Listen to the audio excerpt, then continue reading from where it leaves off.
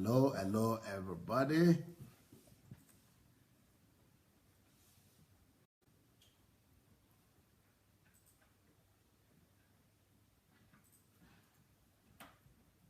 Rochelle White, always the first. Welcome, welcome, welcome. Nice to see you.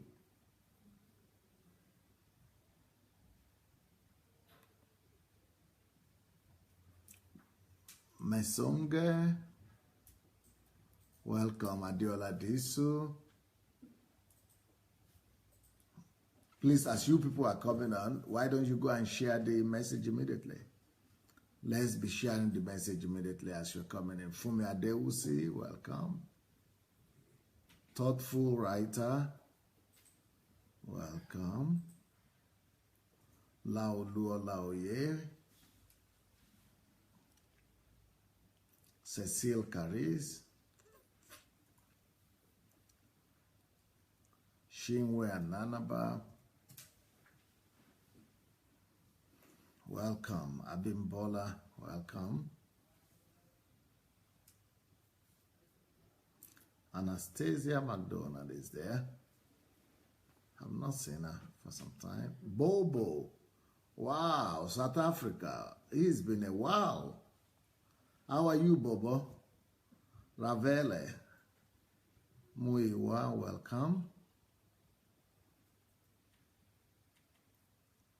We are just finishing here the youth HMT, so I'm back in my regular place. Jegede, welcome. Amime, Williams, Ilo, Stella, Nuhu.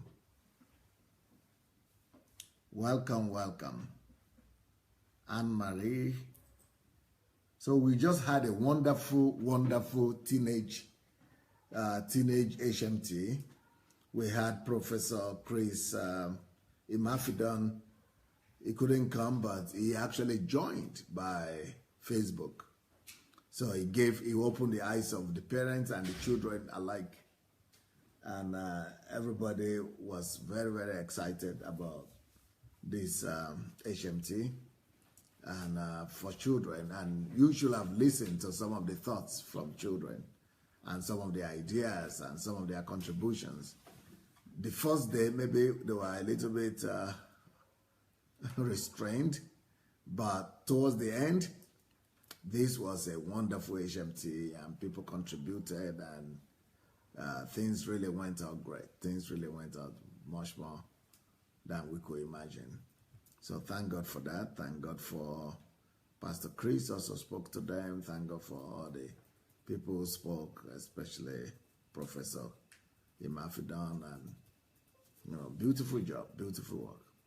Okay, here we are. We continue to talk about the truth today. And what we have been talking about this week is why do people reject the truth? And that's exactly what we're talking about. Okay, the earlier program that we're just talking to the girls about it, that's why people reject the truth. People reject the truth for different reasons.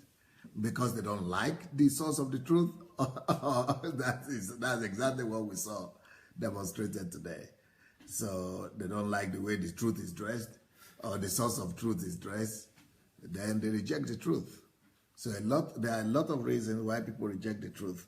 Let me remind you again why people reject the truth. Number one, people reject the truth because it is contrary to what an authority figure has taught them. People would normally listen to what the authority figure in their life has told them. So it doesn't matter if the thing that the authority figure told them is a lie, but as long as they respect that person, they don't want to go against that person. They are no more interested. They don't even care for the truth anymore, as long as it is against or contrary to what they have been taught by somebody they respect or they love. So, but that is why we say we shouldn't be like that. We should be different. We should rather be more interested in researching for truth. We should rather be interested in finding out the truth, rather than just believing the truth because it is coming from someone that we so much respect. So then that was the first one. Then I did another one on the top, on the second part of that. I called it authority is good, that it's good to follow authority, but if the authority is not speaking the truth, or whatever this person is telling you or teaching you is not in conjunction with truth, it's better to go for the truth. So I call that message, authority is good, but credibility is better. So credibility is what is based on truth. That should always be chosen above authority figure or what authority figures say. So, yeah, so credibility, authority is good, but credibility is better. So that is another one that we did on this series. Then I did, then the other one I did is called why, another reason why people reject the truth, why people don't believe the truth. They don't believe the truth because it's contrary to their belief system. So if the belief system, like yes, just today, I was not here this evening, but I'm going to use it because it's a good example.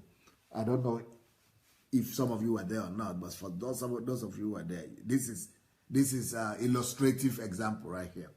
Some of the thing is, if the truth is contrary to the belief system of people, even though their belief system is not the truth, they will reject the truth, and we will lose them not because we are not speaking the truth, but because their belief system does not allow them. So, for example, a lot of churches have spent ages preaching on how women should dress. What was their problem? In fact, I did a video where I said, it's not my business, and it's not even the business of a husband to be telling the wife what to wear or the length of the dress. The way the people came against me like crazy. I said, but what is my wife is a grown up, and I respect her. Why should even if anybody has any right to say anything, maybe the husband, but even the husband doesn't have the right. I mean, respect her for Christ's sake. But if I'm a pastor, the more so, I don't have the right to put my nose in the life of any other woman and be telling them what to wear or not to wear. That is not my business. I must preach the gospel. So today we had a big fight. I mean, that's what I heard because I was looking at the comments. I saw there was a big fight on my platform today because Julie was wearing something winter summer because it's so hot here today. You can't believe it. Even the way I'm sitting here, it's so hot and what do you call it? Stormy, not stuffy. What do you call it? No, humid. Yeah, high humid. Now, I spoke to Julie for the people who want to know why is you Pastor Sandey. Some people say they are bringing they are discrediting my Facebook. But let me tell you what happened. Actually, what happened was that, what happened was that Julie went out of town and she just went because it's so hot, so she dressed in a more comfortable way for her. So as soon as she came back from town, it was time for the program. I suppose so. So she didn't even remember what she was wearing. At least when I spoke to her, that's what she said. She didn't even remember or recollect what she was wearing. So she just came on to do a program because she knew she was dressed anyway. She didn't even, people are not even thinking about that, but she only began to think about it and remember when all the attacks started coming. She thought she was okay. So I just want people who are condemning and who are using that to judge her to just know that it happens. Sometimes you are not even, you think you are okay, you're not even thinking further what somebody else is thinking over there. Because you are a woman, she's not thinking about you men. Why should she be thinking about men? She's a woman, she's a human being. So I think she's not going to wear, somebody is raising that dress code, Well, she's going to remember the dress code next time. This time she didn't remember it because she just thought she brought herself. That was what mattered to her. She came, so I think next time she's going to pay attention to that. Okay, William is saying, honestly, I did not even notice all the dress. Yeah, so the people started talking. You see, because you are not looking at those things. You are more interested in the truth. You see, when you are more interested in the truth captivates you. But the problem is, people are taught like this. You can understand them. I can understand them. Because everywhere you go in churches, they tell you don't dress, don't do this. So that is just confirming why people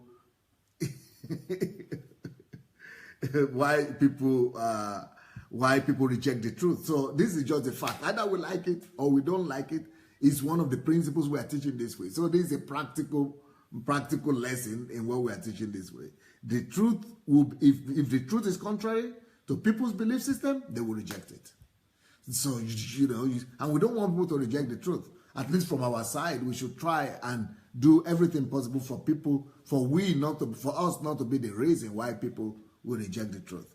So if the belief system of our people is that a woman must cover her arms and something, okay, when you come on the television, yeah, we are going to cover. But what's your problem? When she's at home, she will see, or she is in the street. Even people are dressing who was in the street. But if you don't want them to be on the platform like that, we are going to fix it. So that's just another, anything that's contrary to people's belief system, they don't care if you are right or if you are not right, they will not take it because it's contrary to their belief system. So the next point is, the truth may offend somebody. So one thing is contrary to their belief system, they reject the truth. Another reason why they reject the truth is because they feel the truth offends them. The truth offends them. So that's another reason. In this case, it is not what we are saying that offends people, but it is the carrier of what we are saying. That's the next point.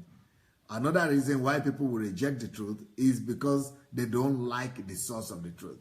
So if they don't like the way the source of the truth is dressed, they will reject it. So that's another point. That's the second point right there, confirming the fact that we who are carriers of truth must also be watchful. We must also watch out, because if we present ourselves and people don't like us as the source, they will reject the truth we are carrying. And then if the truth is contrary to their belief system, they will most likely reject it. Okay. Then I did that twice, the source of, if they don't like the source of your truth. That was two program I did on that one. Then the other one is why people reject the truth. They reject the truth because they have alternative explanation.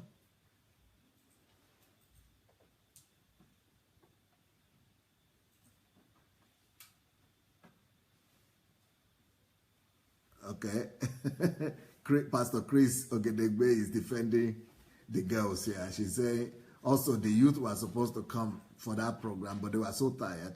So maybe Mayowa got Julie to fit in even before she changed. So sorry about that, family. Also, it really was very hot today in Ukraine. Yeah, very, very hot. So anyway, so another reason why people reject the truth is because they have their own alternative explanations. So when people think they have an alternative explanation, they reject the truth because they are so focused on their own alternative explanation.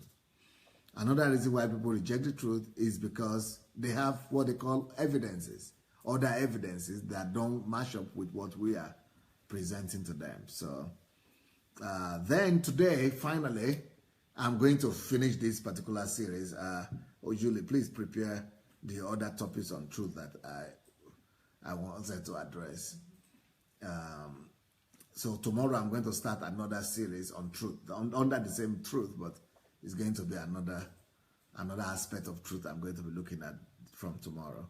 But today, the final reason why people reject the truth is because they fear the truth. Could it be possible that people will fear the truth? Could it be possible that people will reject the truth because they fear it? Definitely yes, because, for example, I even know people who have talked to me. I mean, people have called me and say, oh, we listened to one or two of your messages. I said, okay. So then they said, let's talk. We'd like to seek advice from you. So this particular person was saying, okay, after listening, I see that everything we are doing in our church is just against the Bible and against what you are teaching and against God's standard. So, but I'm ready to even begin to talk about it, but I can't. I said, why? You said it's the truth, what I'm saying. And, you know, and what you are practicing in your church is against it. He said, yeah, but I'm afraid. I'm afraid that if I begin to talk about it right now, I will lose my job. I will lose my salary. Because I am working under the church. And the church is supporting me. So I just can't. Because I have to think about my children. I have to think about my wife. I have to think about my home. I'm even from another state. I will not even be able to pay for my rent. So now, if that is me, I would have just taken the decision and allowed God to fight for me, or allow God to defend me, and you know, I would just do what I need to do and have faith in God. But you know, everybody, the whole world is not me, right? But over the years, as a pastor, I have learned to be more patient with people. Even though that's the way I would have acted by faith and just risk it and let anything that will happen. I will allow the truth to defend me. But you know, so there are people who are not there yet. There are people who don't have that level of faith yet. There are people who see what is wrong. They are still growing. Their own faith and their own level of confidence to stand for what is right, they are just not there yet. I don't know how to say that. I think you people understand what I'm saying. You know, they understand that it's wrong, but for him to now begin to resign or go against the authority and know that there is no place to take his family, for a lot of people, that's a tough call. For a lot of people, for him to know that he might be outside the street tomorrow and he doesn't know where the money is coming from, it's just something too much. So that kind of person, because what I will tell them normally is that, you know what, take your time. Right now, since your faith is, because the Bible says that anything that you do without faith, it is also a sin. So why should you go, even though you know the truth now, and you don't believe that God will provide or the truth will fight for you, because you just don't know where your next bread will be coming from. So why should you go and do something when you are still afraid and you are doubting? Like, for example, the three sons of you want to call them, Shadrach, Meshach, and Abednego. You know, when they were about to be thrown into that fire, they had faith for it. They were saying, you know, "O king, we are ready to go into the fire. Even if we are going to perish, let us perish." You see that kind of, their faith was ready. They had faith in the fact that God is going to rescue them. But if you don't have that faith, and you are saying, even rescue will not come. Even God's rescue will not come, because God acts by faith. So there are people, you know, let's just face it. There are a lot of people who are rejecting the truth or who will not accept the truth. Even there are some people who accept the truth, but still will not receive it, even though they accept in their head, but they do not receive it or practice it because they are afraid of the consequences. So this guy actually had a lot of ideas that he was ready to bring to the table. But I just told him, you know what? You know, let it be until you have the faith for it, until you have the confidence, until the time comes. You keep on listening to the message of Pastor Sandey, especially the plague of silence. Keep on listening. And the more you hear, the Bible says that faith cometh by hearing. So you keep on hearing. The more you hear, the more you have faith. And the more you'll be more confident that even if they throw me to the street today, even if I lose everything today, I just know that I can make it. I just know that nothing will happen. I just believe that this truth will see me through. It will see me through. So when your faith and your confidence in the truth gets to that level, definitely then you'll be able to act. But when you are not sure now what will happen, and when you are so panicky and you say you don't know what to tell your wife and what to tell your children, take it easy. There is time for everything. Take it easy. There is time for. So there is time for everything. So take it easy and keep on growing until you get to that place where you know and your heart will witness to you. And you know, sometimes also God could use fear to hold you back from doing some actions. For example, right now, me, I don't even have fear again. I've even lost the ability to have fear. So if God would have allowed me to travel from, if not because of this case I'm having in Ukraine now, I would have gone to Nigeria. And I'm sure that God knows that maybe it's not quite time yet. You know, there are some things that is not, even though you know it is right, but it's not yet time to do them. So you need to wait for that confirmation from your heart. You need to wait for that affirmation, that peace, when you know it is time to act. Like, for example, I know women who are even on this platform that their husband has been mistreating them so badly. Normally, what I would have said is that, what are you doing there? Come on, pack your stuff and leave. But yes, I could say that, and I say that normally to people. But I always tell them, don't do it because Pastor Sandey I just said you should do it. Make sure that you have peace about it. Because some of them begin to tell me, oh, we want our children to have father. Well, we're afraid that we don't want them to grow up in a situation where they don't have a father. We want them to have. So once you are still having that fear that, you know, father or no father, okay, keep on growing. Don't worry. Go and listen to the messages, and, you know, the time will come for you to when you know that, no, I can't bear this anymore. And you also have the faith that God will see you through. Then you'll be able to leave. In other cases, people say, okay, if I leave, I don't even have any source of income. He's paying for the rent, or he's paying for the children's school, or he's supporting me. You know, I don't know where to go. And there's a lot of countries where they don't have the support system. So what do you tell that kind of person? To just go and risk it? Of course not. Even though it is the truth you are saying, but that truth has to mature in the heart of somebody. You know, it's like when I was small, I was in my village in Idomina, and I used to go with my grandmother to the farm. And my grandmother used to sow plant stuff. Especially, she used to plant, you know, different things. Guava, yam, cocoa yam, they used to call it, and cassava, and all things like this. And it used to grow between each time. By the time we come back the next week or 2 weeks, each time we go back the next time, it's already growing. So I'm always saying, this thing is interesting though. We just put stick like this, just this tuber in the ground, and I'm seeing leaves now come out. And the same thing with corn, what they call maize, what they call corn. The same thing with corn.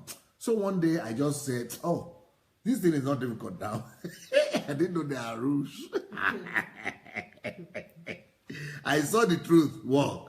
Because each time my grandmother put that thing there, and I used to be with her, put the corn in the soil, and after some time she comes by, the corn is already becoming tree. So I said, okay, me, I'm also a grown-up farmer now. So I didn't go to the big farm where we used to go. I just went to behind our house. I said, why to go farm? Now I'll just do my own here. And then go to school and brag to my schoolmates that I also planted a maize, and the thing grew. So I wanted to, you know, do that.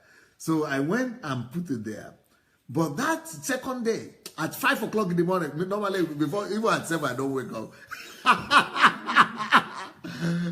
But this time, because I planted it the evening before, so this time I woke up 5 o'clock in the morning to go and check the thing.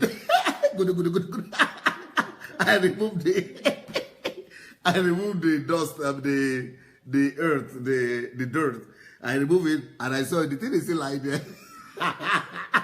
Nothing is growing at all. So I covered it back and went to school. After school, all my friends didn't know why I was rushing home. I was rushing home to check on my maize job.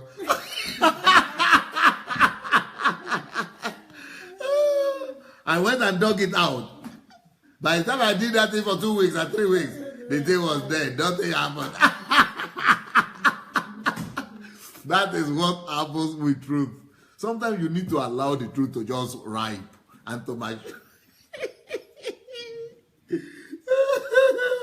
Big time farmer. I killed the thing. It didn't never grow. Nothing came out. I thought it was a miracle my mother was doing. I didn't know there are some rules and laws behind it. So the same thing with the truth. So sometimes you allow the truth to mature. The same thing with these people who are coming to say, dress normally, dress, don't. You know, we shouldn't shut them down and say, okay, it's your problem. Let the truth mature in them first. Let the truth take over them before, you know. So if they are getting confused about the way you dress, and why don't you dress properly? So that they, you know, you give them the opportunity to keep on hearing the truth. And when if you keep on dressing the way they don't like, you chase them away. You not just like me going there. It's just like me going there to uproot. It's just like me going there to uproot my corn. So, but if you give them the chance, you know, because if you keep on dressing like that, you chase them away. They will not even be able to hear the truth on the end. But if we dress this the normal way, yeah, then they will be able to listen to the truth, and the truth delivers them. So the same thing here with all people who might not be able to accept the truth, and we wonder sometimes why people don't accept our truth. Is because you know the truth needs time to take hold of them and to germinate, or because people are just afraid. Now I'm going to invite Mrs. Fisayo to come, if you don't mind. Huh? Because she's the one who is dressed most normally in this house today. Okay, Mrs. Fisayo, question. Have you been sharing my post, my messages, my live broadcast? Yes, I have. Okay, so how many friends do you have on your friend list? Almost 4,000. 4,000? Oh, yes. But I've not seen 4,000 follow you come to. I've not seen 4,000 follow you come and watch me here. Right. So what is happening? Are they not seeing it? They are seeing it. So will you now agree with me that a lot of people who are seeing and watching those your live, who are seeing your timeline, right, and are seeing my messaging, and are even seeing your encouragement or your share or things like that, even people you know, not even the 4,000 who are living somewhere elsewhere, but even the ones who are living in the same house with you, or in the same school with you, or people you know, will you agree though that some of them are kept away from coming to wash because of fear?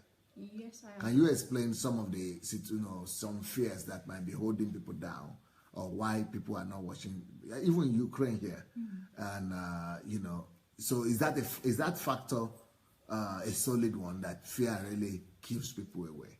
Can you tell us a little about that? Yes. Good evening, everyone. Spisayo, as Pastor have said, truly fear really keeps people away from coming to listen to the truth, and the next step is to accept the truth.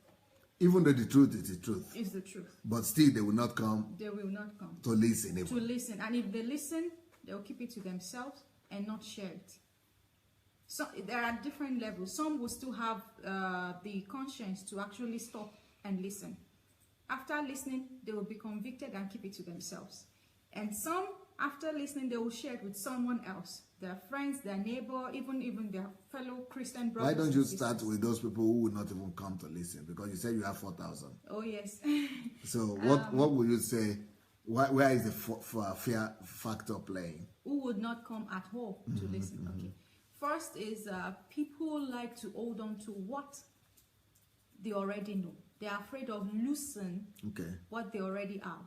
Okay. So then, for example, they're already in a church that have the doctrine, and they've been taught for several years of how it is to be a Christian and how to serve God. So they believed this as the ultimate truth. So they are even afraid of listening to another one, to a contrary opinion. Yes. And some, not that they are afraid, but they've been told that anything outside their church is not complete. So that they've been deceived that here is what the best you can get. So don't bother listening to any other person. And they will even, some would want, some people specifically, don't listen to Dr. Sandey Adelaja. Why? Why?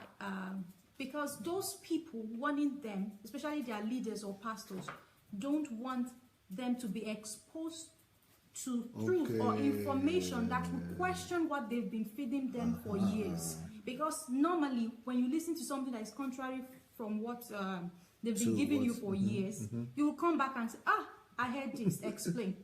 Perhaps the pastor cannot even face the truth you're giving out. So would not want church members to listen to that truth. So he will not come back and ask the pastor a question. But pastor, I listened to so and so. What can you say? So it's better to prevent them beforehand, not to listen at all. So they won't even come back with questions or as usual in churches in Nigeria, you are not even allowed to question. You dare not. So why should you listen and come back with questions? So they will rather prevent and tell different strategy. You'll be best fed here. Don't listen to another person. If you go and listen to another person, they will not allow you to receive the truth we are giving you here. They will dilute the truth. I mean, are there people that you are personally invited that would not even consider hearing the truth or receiving the truth because of some of those phrases? Yes. Can you tell us some a few of my instances? Colleagues, okay, for example, maybe a few of my colleagues, while I graduated a few months back, and a few of my colleagues I've invited, but some will come once. But that truth is heavy and it's challenging everything they've heard all their life, especially about God, Christianity, and even life and church. So they will just run and not come back because they feel unsafe. Because whenever they want to go out back to their church to share that truth, they will receive they will be isolated. In how they will make them feel like you are now becoming disloyal to what we're teaching you here. So to portray that they are the loyal Christian and followers of their pastor, they would not even tell. They will just shut up and not go back again. But some still have the free heart to actually go and keep listening and listening. And with time, they will say, I can't take it any longer. They will just shut down and not go back. And not even come to listen to what I'm sharing or to read or anything again. Some is one, some is over and over, but they get depressed and will not come back. Or some is just one. Some will not even come at all because before I even invite them, they've been told in their church, don't listen to anyone who would give you so and so person's book. And some will be specific. Pastor Sandei's book, Pastor Sandei's message. If you see it on Facebook, just scroll back. Don't get his book and all of those nonsense. So I've had a couple of such experience, and so it means that worried. It is the leaders you are working. Go ahead. Yeah, that was why I came. If you remember, like a few months ago, I asked you this question that, Pastor, what if I have this situation at hand? And you told me that people operate at different level of faith. That I should I should not impose my truth on anyone. I should let their faith mature enough to hold on to that truth and be convicted by it personally so that they can stand on their own with that truth. So that was when I learned, okay, I dare not impose it on anyone, but I will share with the love you can encourage, but it's still the person's choice to either listen or come back to listen again and keep following. So like you said, we don't impose our truth on people. So the way you are saying it, it's like even the fear is coming from the leaders more. Yeah, because it's so sad that today most churches, how people are suppressed is true fear. Fear that you will be isolated, fear that they would place curse on you, fear that God will no longer hear your prayer, that you will not prosper because you were disobeying the leader, fear of being different, fear of being left alone, and people, your fellow brothers and sisters, and just turning against you and telling you are now going against what they are teaching you in our church. So people don't just want to be left alone. People don't want to be isolated. People want to be in group and be accepted. So it takes boldness and a strong conviction to say, even if it's myself alone left with the truth, I will still stand. But most Christians have not reached that level. So the spirit, it's the spirit of fear that is being used in churches to suppress people. And that's how people. So the spirit of fear, is the spirit of fear just being used against the people, or the pastors really themselves are experiencing fear? Okay, it's both ways. The pastors are experiencing fear. The pastors are experiencing.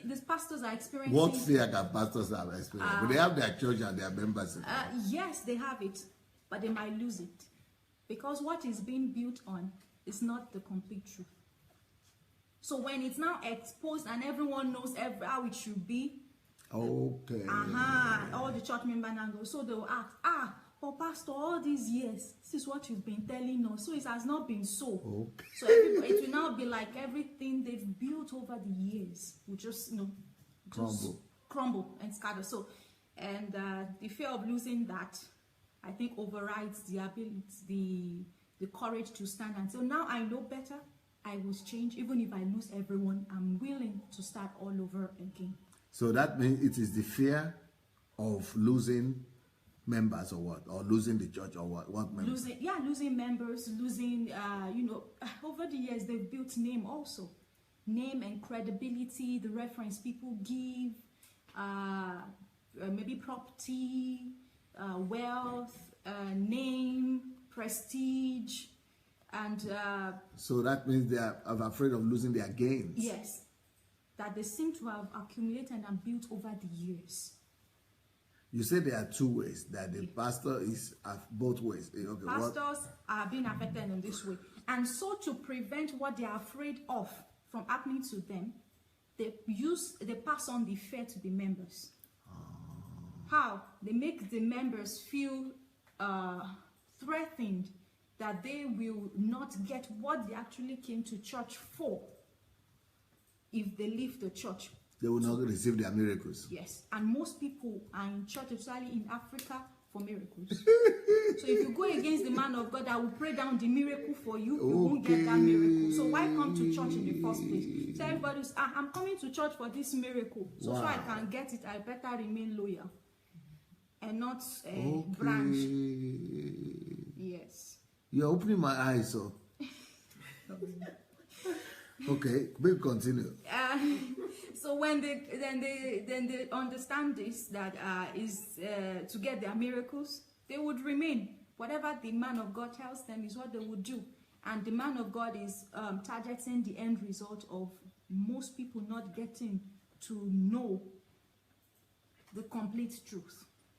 But Mrs. Fisher, what you are saying though, that means that the standard of behavior and the standard for decision making for people is not truth then.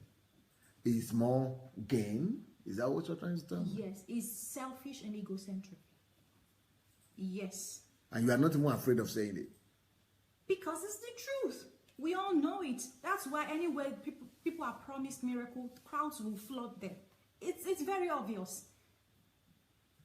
It's been selfish and egocentric. So if you want everyone in Nigeria, no one serves God. No, let me say no. I retrieve my statement. Most people serve God not because they love God. Most people will not say what you said at the beginning of this teaching. Even if God, like the Meshach, Shadrach, and Abednego will say, even God will not save us, we will still not deny him. So if God will not give me that miracle, that prosperity, because they are acting by the truth. And the truth is that we will not bow down to another God. No. That is the truth. It's conditional in African setting. It's relative. It's relative.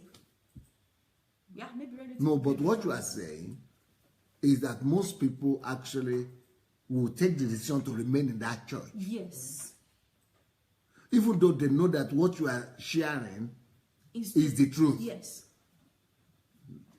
Because why they are in the first place is what. But how can you know that the truth is somewhere else? But that's somewhere. And you go the opposite direction. Because that's somewhere else, they've not seen the instant gratification. No proof yet to hold on to. So they rather hold on to what they think as proof that. So it is just at the end of the day, gain. Gain. What I can hold on to, yes. Yes. Paul, come, what do you want to say to that? Well, I just feel like It sounds somewhat familiar. I think it's not only in an African setting that these truths apply, but in the post-Soviet setting too.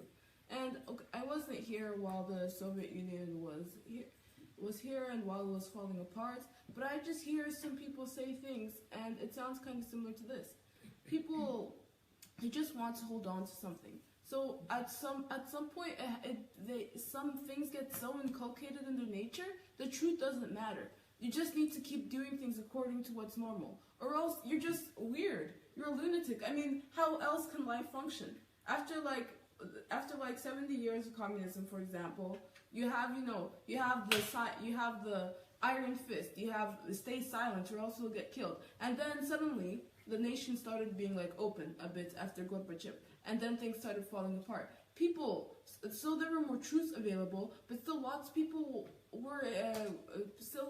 run away from the truth because they were like, no, what about what I'm used to? What about my comfort zone? So people at some point, they don't care about the truth. If they can keep living in their own biomass lifestyle and just keep doing something every day, and they don't really need to do anything, they just need to go. I mean, they don't need to use their head. They just need to keep going the way that it's been already passed. No, they just keep like a hamster in a hamster wheel, just keep going in circles and circles, not achieving anything, but they're doing something, so they feel as if they're going somewhere. And but it's scary to try something else. I mean, you've been taught this your whole life, that's just a standard, and then suddenly somebody is saying that, well, no, actually you could do it like this. And I think logic would tell them that, yes, actually I'm getting nowhere. I'm just running in circles. But then again, there's like, but I've always been running in circles. Why should I stop now? And that's it. So people just keep going. And I think that's... But what we've been teaching this week, Pearl, is that the truth should be the only basis for decision making. No, but humans like to act like creatures, like sheep. If the majority of the sheep are going that way, then I'm going to go that way too. Maybe there's a hole there. Maybe every sheep that goes there is falling into that hole. But hey, everybody's going there. I should go there too. That's it. And then the truth doesn't matter. It's just like they said. But the truth is the only thing that matters at the end of the day. Yeah, but people don't think about the end of the day. They think about what they feel right now. Yeah. They think about what they've been doing. They're comfortable doing the same things. Yeah. People don't have those values. They don't look ahead.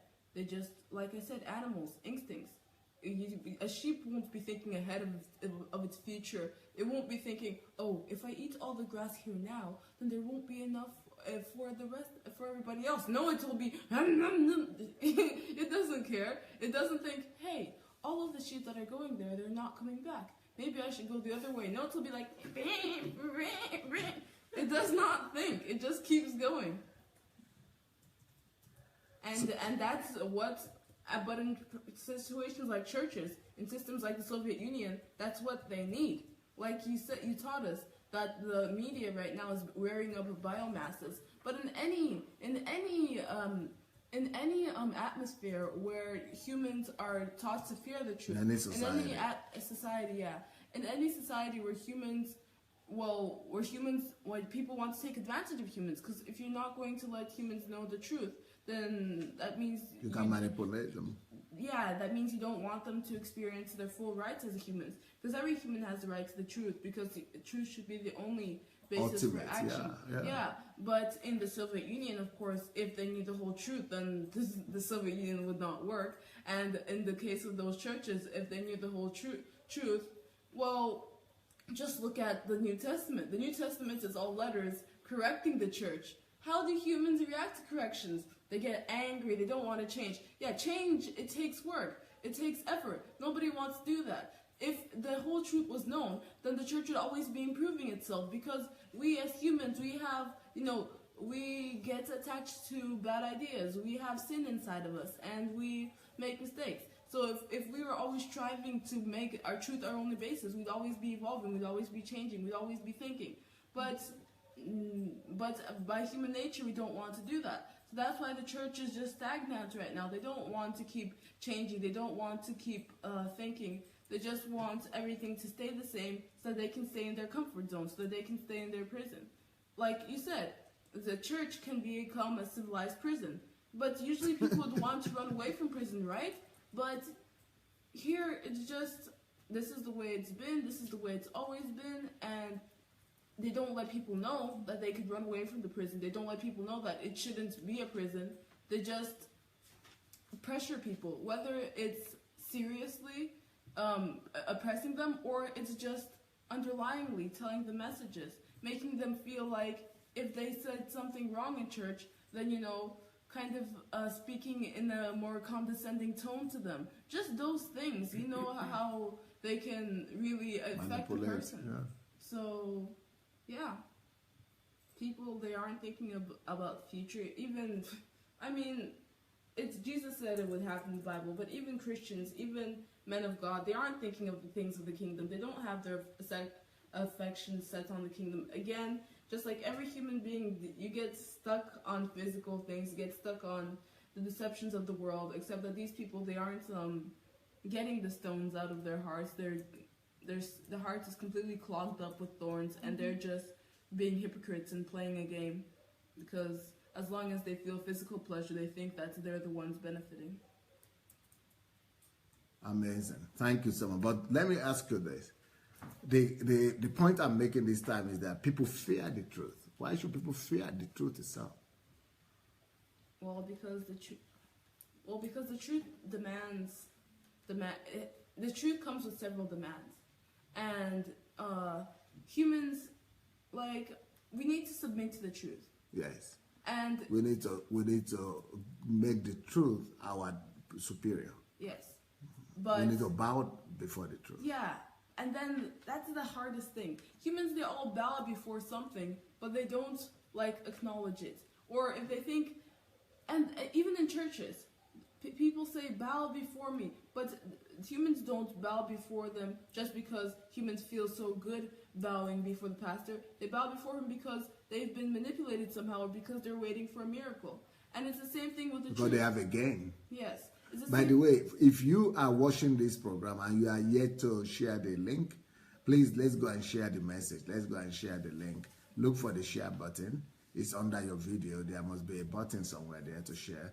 Please feel free to go and share the message. Please go and share it and spread the word. Yes, please. And we need to bow to the truth because it is the truth. Because it's the only right way. Yeah. Because it's the only way you can actually bring fruit. And it's the only way that you can actually become the person that you need to.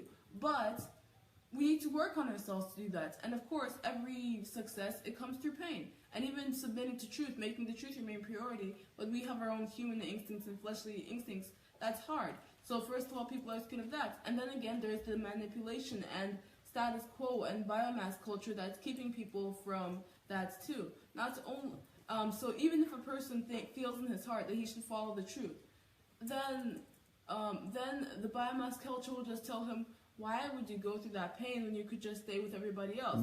You're going to follow the truth.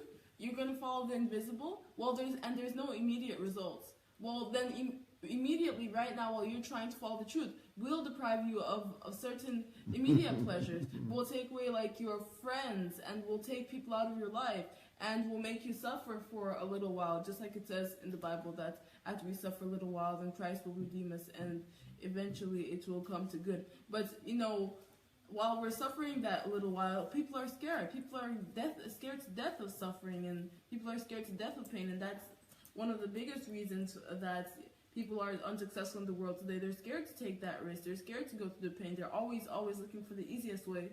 And in this case, the easiest way is to ignore the truth and to do what everybody else is doing. Then you don't have to do anything. You don't have to think. You just have to run in circles. What will you say to that? Why should they fear, though, the truth itself? Well, like Per said, because, I mean, from your own experience and from all those people you've been interacting with. Okay. Like I said initially, the end result, they won't get what they want. They feel the truth will not give them because, one, no one is in front of them physically using that truth to get something. what they see physically, and most people tend towards what they can perceive through the five senses. They can hear it, they can see it, they can feel it. So it's not about end result that you can see with faith, because anyone that will accept truth must have faith. So the faith in the invisible. In the invisible. Yes. So most people, most Christians are not having faith in the invisible. They're only satisfied with what the five senses can give. So they think right now the five senses is given what this person is teaching me.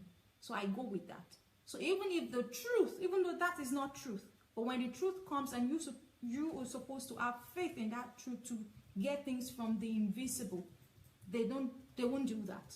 It's too challenging, and it seems unreal. To them it's like a risk that cannot be secured. So they will go with what they see physically. That is what is secure to them, and it's about the end result, the miracle result, what they want to get. And also, standing with the truth is it's hard work. It's hard work. There's no short corners, and most people are not ready for that hard work. And okay, yeah, and that is why we keep waiting on God to do the work part. Okay. Yes. You want to say something? No. Okay. In my note here, one of the thoughts that I wanted to pass across is this. Sometimes people don't have the patience. People will not have the patience to examine the evidence of the truth, because they are afraid that in case that becomes the truth, then they are thinking, what would the consequences be? In case I examine it or I listen to it, and then the thing happens to be the truth. What are the I'm afraid of the consequences to me. Just like the guy who told me I will lose my job. The church will not pay for my house or for my children or all that. Consequences. Why should people fear consequences of truth? Because, like, for example, coming to listen to Pastor Sandey and even hearing all these things. Why are people scared of listening to the truth? What consequences can truth bring? How can truth hurt them? Like you said, Pastor Sandey, before, that whatever truth you have, somebody will always be disputing it. So, first of all, there's the risk of social alienation and all of that. Social alienation. Yeah. But that's really just kind of scratching the surface, because, like you said, that's public opinion. Yeah, that's public opinion. But when you are in the local church, social alienation is so real. Yeah. Because you are in that church and you've been in that church for like a number of years, and all your friends are there, and the people you respect and the people your children play with. So social alienation, that fear could be understandable, no? Yeah. Yes. And yeah, I even listened to some, I listened to the story of Martin Luther King from a more psychological, not Martin Luther King, Martin Luther from a more psychological perspective. And you saw that in the period before he actually decided to come out with his, about thesis. With his theses and with his problems with the corruption in the Catholic Church, he was showing very many signs of fear and anxiety. Like, once they were having a performance, it was during the choir, and he suddenly started, like, screaming during the performance, like, I'm not, and, like, what is going on with him? He was so scared. After he had gone through his experience during the thunderstorm, he had become a monk, had been so faithful, he'd been doing everything Catholic, he'd been doing everything righteous, he'd been the most perfect little monk, and then he realizes that that's not the truth. That everything he's been taught all this time, he has to come and break it down. Like, think about it, like, when Jesus was saying that the temple that the disciples were showing him, not a stone will be left upon a stone. Like, how scary is that? Such a massive building, such a tantamount building, such a paramount building, and it's just all torn down. And that's how it feels to people when what they've known their whole life, it's what has even become a part of them, you have to, like, break it now. That is terrifying to an extent. Yeah. And also leaving the certainty for uncertainty. To them, the new information, even though it's the truth, is uncertain. And the fear of survival kicks in. Survivor is just is an instinct in every self-preservation. Like this same example you gave. What of me? How would I feed my family, my wife, my children? And it's not certain. So the fear to preserve me, my family, and to survive kicks in. So even though I have to compromise, but to still be surviving, I have to do that. And that the three Hebrews, they defiled the instinct, the stimulus for survival. And that's us. If we perish, because the end thing is to perish. That's the end of survival. The worst. Yes, that's the worst. To end surviving. So even if we perish, we perish. But how many can say that again? Even if I perish standing with the truth. Okay, for example, there was a time I did, is your church a cult? Right. Mrs. Fisayo, believe it. Most people who heard that said, actually, that almost all churches in their countries are practicing those things that qualify them to be a cult. So these people admitted that they are going to churches that are actually basically cults.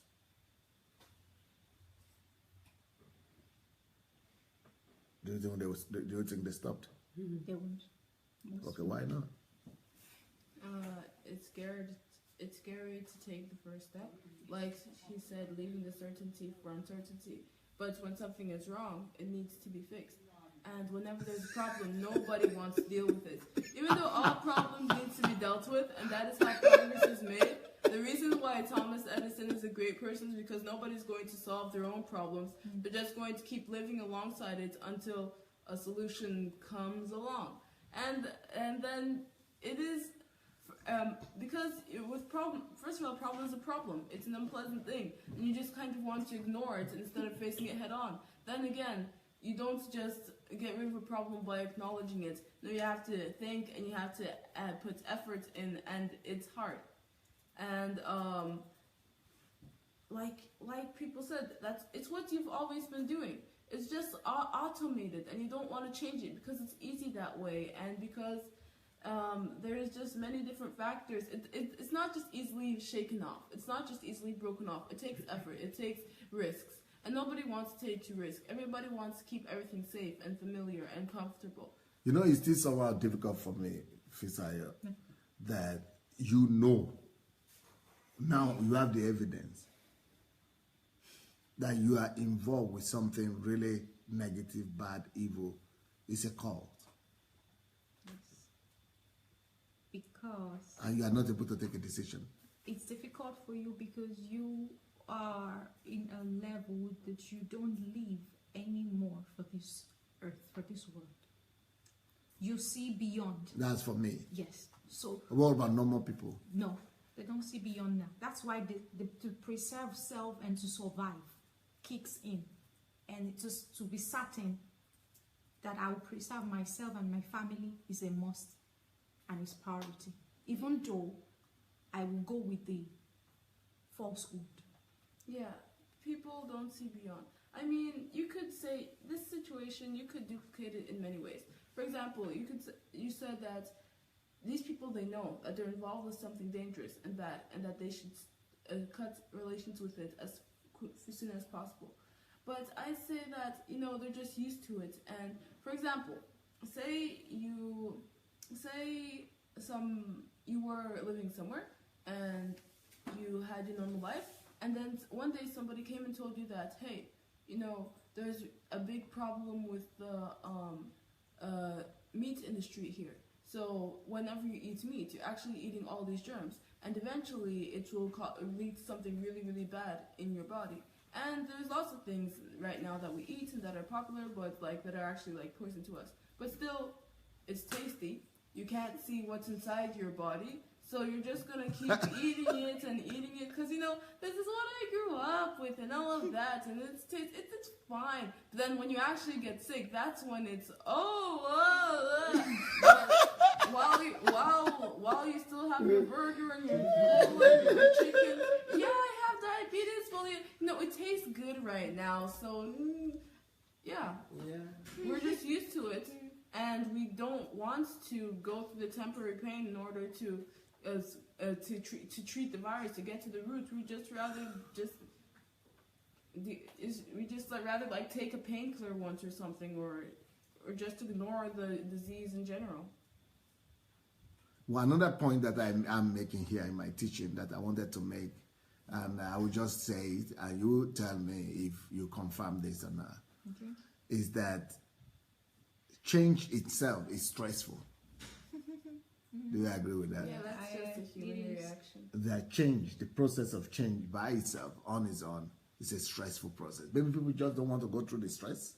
Yeah, that's another thing, because it will mean to crumble and crash what I have built on a wrong foundation and start all over. So that will cause pain and stress. And people don't want to go through that. Yeah. Even though in the end what they think is secured is falsehood and it's not truly secured. But they would keep it so far. It's what I have now, and I'll hold on to it. So I don't want to go to the stress of starting all over again, because that would just cause me pain and stress. And it's in the human nature that to avoid stress. And naturally, yes. Yeah. How to avoid pain and stress, because we love comfort. Yeah. Everybody tends towards, or most people tend towards comfort zone. And that is why majority are in the level of biomass. Nobody likes to take risks, not even any risk. I mean, like, just look at what happens when you go out to eat, for example. There's always the thing. Either you eat something completely new and maybe it will taste horrible, or you just eat what you usually eat and you get pleasure without having to think about it. I mean, that's not... Is that why people prefer McDonald's? Yeah. I mean, that's not even something like life-changing or something that you have to go through so much stress over. But still, it's a habit. I mean, of course, there's some people that are always ready to try something new. But then when it comes to something societal, when the whole society is doing something, when your whole life you've been doing something, when it's something that is so inculcated in something, going the new way, that's just, something terrible might happen. Or rather, consequences do await. And, it would be so much easier to just keep going in the same way you've been going. That would be comfortable. That would be not painful. And even if it does lead to pain eventually, well, right now I can't feel that pain. So, they feel like they're smart. But really they're just Okay, another thing I wanted to say, why people fear the truth, is that truth demands for you to re-examine your life or your lifestyle. Yes. And people are afraid to look in the mirror and self-analyze themselves. That's the truth. That's why most people don't want to be alone. Okay, tell me about that. That's why we look for association, we look for a group, we want to belong to this society, this club, this unit, this acceptance and self, it's like it boosts people's ego, so you don't want to be alone. So but being alone is one of the greatest blessings you could do. Most people actually run away, and that's why people are feeding on social media today. People are running away from facing themselves. So they look for escape route to share with people. That's why social media like Instagram, where it's a world virtual, it's on real world, but people live there. Facebook and Instagram and Twitter and a lot of these hangout groups. People don't want to be alone, because when you're alone, yourself is revealed to you. And most people don't want that. Yeah. So they look for escape route to run away from themselves and just stay with. Because that's what truth makes you do, because to look in the mirror. Yeah, look into the mirror and self-examine yourself. Yes, people have weaknesses and they don't want to deal with them. They'd rather just go and have somebody they just want to get validation from other people so that they can feel like they don't really have that many weaknesses, or that they can live without dealing with their weaknesses. And the truth is that every single person has to deal with their weaknesses. They want to fulfill the purpose that God created them for, but still it's really hard. I can even see myself in that. Hearing the truth for me, like sometimes you'll just like hear voices in your head just because of your pride, or just because something in you knows that because of this truth you'll have to change. You don't want to. It's just hard. Humans just have really low pain tolerance. In summary, that's just the whole thing. There's an eventual result, but while we don't have it, and while we have the pain instead, that's just really, really hard for us. But there's nothing you can do against the truth, only for the truth. But we're still running away. You can never win. Still, we've run away from the truth once, and we think we are safe. Yes, it's we think we're safe from the pain. Until the pain of running away kicks in, becomes more. Becomes eternal pain. Become more than the pain of facing it. Then you have to face it. Yes. But people would rather wait till that end time. Then time is wasted. Yes. Life is wasted. And a lot of losses have been suffered. Okay, there is another thought that I wrote down here. Truth always demands that you modify your views and your belief system. Right. Could that be another reason why people fear? Yes. Hearing and receiving, accepting the truth? Every person is the center of his own world. They think that everything that they know and everything that they agree with is everything that is known and everything that is right. And then when you discover information that completely changes everything you know, that's not okay. Especially for those in place of authority. All these years you've been declaring what you've been calling the ultimate truth and nothing but the truth. And when another information came that is supposed to supersede what you've been declaring to your followers, seems not to be consistent with what you've been saying, naturally they'll be threatened and they will just not want that. Even Christians are like that, and Christians can even be worse with that because they can think that, okay, first of all, I have things I believe. Second of all, I know God. So that means everything that I think is from God. And everything I think is true and right. And that is so wrong, and because God has created such a diverse world, and we'll never, not even talking about God, we'll never know the whole world. We'll never know everything that God has created, and much less understand God. But still, we just think that we know everything. And since we can only hear our own thoughts, we can only feel our own feelings, we get caught up in our own feelings and our own chasing our own senses, and then having to modify what we think is number one, what we've been following all this time. That's as if like we're not, because we put ourselves on a pedestal. We think we're really something. We're nothing before God. Actually, we're nothing. I mean, not that we're nothing, but actually there's 7 other billion people, and they're all deserving of the same respect as we are, but we're not open to that because we care about each other so much. Ourselves so much. Okay, so thank you, girls. You've done well. Anything you want to say? Nothing more. Thank you so very much. Thank you. Now, let me refer back to some scriptures before we go, because people fear the truth, and that's why they reject the truth. But what does the Bible tell us about fear? Any other fear apart from God's fear is illegitimate. The only fear that is legitimate is God's fear. So the Bible says in Proverbs 29, verse 25. Proverbs 29, verse 25. Proverbs 29, 25 says, "The fear of man brings captivity, bondage, and snare." The fear of man brings a snare. That is captivity, bondage. So whenever you are afraid of men or men's system or what men could do to you or against you, you will be in bondage. Because control, that brings control. So, when people know the truth, the only thing to fear really is the truth. And the fear of man is going to put you in bondage. So when you are afraid of what your pastor will say, what the church will say, even though you know the truth, well, you will never be free. But the Bible said that God brought us freedom. And unto freedom he has called us. So if we are called to freedom, you lose that freedom immediately, you begin to fear people. Or you are afraid of people's opinion. So it's better to embrace the truth, which will set you free, because the truth sets free eventually. You shall know the truth, and the truth shall set you free. So the truth will set you free. Why, whatever you are fearing, the fear of men and their opinion, will eventually put you in bondage, even though it might look like a temporary relief and a preferred position right now.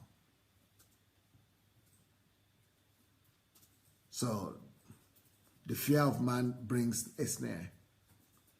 But whosoever trusts in the Lord, fears in the Lord, is safe. So, truth brings safety. And fear of men and men's opinion brings captivity. The fear of God brings safety. So the only legitimate fear to have in life is to fear God. Any other fear is counterproductive. In Hebrews chapter 2 verse 15, this is one of the very same reasons that Jesus went to the cross. He went to the cross to deliver us from such fears. Because it says in Hebrews 2:15, and release those, he went to the cross to die, to release those who through fear of death were all their lives subject to bondage. Fear, bondage. Fear is equal to bondage. Fear of man and fear of death, they put you in bondage. So Jesus went to the cross to break that fear by making us to rely on him and to fear only God. Not fear death, not fear people, but fear God and love the truth. Job confirms that statement and that idea. Job 28 verse 28. It says, and to man is said, behold, the fear of the Lord is wisdom, and to depart from evil is understanding. So it is the fear of God that is the only legitimate thing to do. The only fear that is legitimate, the only fear that is reasonable is the fear of God. The fear of God is wisdom. But any other fear, is bondage. And the fear of God will deliver you from evil. While if the fear of men will put you into danger of evil. So to be afraid of truth is counterproductive. Because the truth will come to either vindicate you or to condemn you.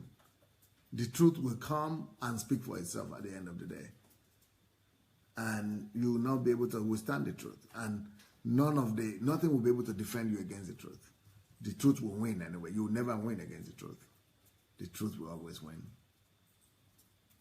So let us love truth rather than fear truth. And let us abide by that truth.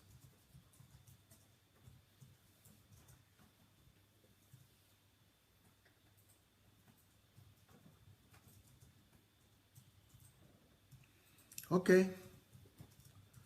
I think that will be all for today.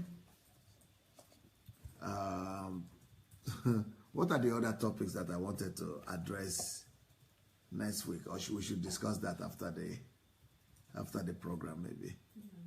Yes? Mm-hmm. Okay. So thank you, everybody. We'll come back to you tomorrow. And tomorrow we have Ask Pastor Sandey. Is it tomorrow? Yeah. Is tomorrow Saturday? Yes. Yeah, I think it's tomorrow. The only problem is that we have wedding in this house, so how do we do it? we'll see. I think we did. We did last week. Yeah, it's not last week. It's not this Saturday. It's next week. Because we did last week. Yeah, we did last week. Okay, no problem. But I'll be back tomorrow for one of the programs in the evening. Then we'll do for 5 o'clock Nigerian time, 5 p.m. British time as well, and 12 no American time, Eastern time. We'll be back, and then 7 p.m. Nigerian time, 7 p.m. British time, and 2 p.m. Eastern time. So we're back tomorrow. Who is wedding? They're asking. Who is wedding? Well, I don't think I'm giving the permission to announce that. Yeah. I'm not giving the permission to announce it yet. But you will see the pictures, I'm sure. You will see the pictures. So thank you so very much, everybody, and have a wonderful, wonderful evening. Blessings. Bye.